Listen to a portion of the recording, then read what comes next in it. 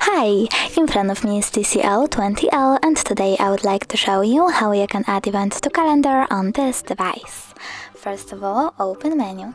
Now you need to tap on calendar and click at the bottom right corner. Then just got it. After that, click on the month above and pick a date.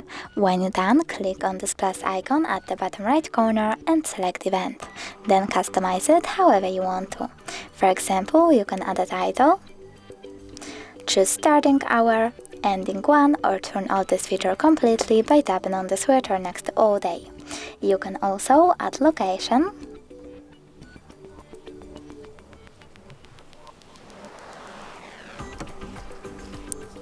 set up notifications minutes, hours or weeks before, add description and some other things. When you're done, click save at the top right corner, and as you can see, my event was successfully added.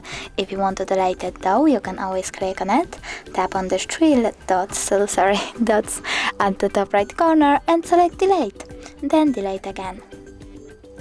Thanks so much for watching. If you enjoyed this video, don't forget to leave a like, comment and subscribe.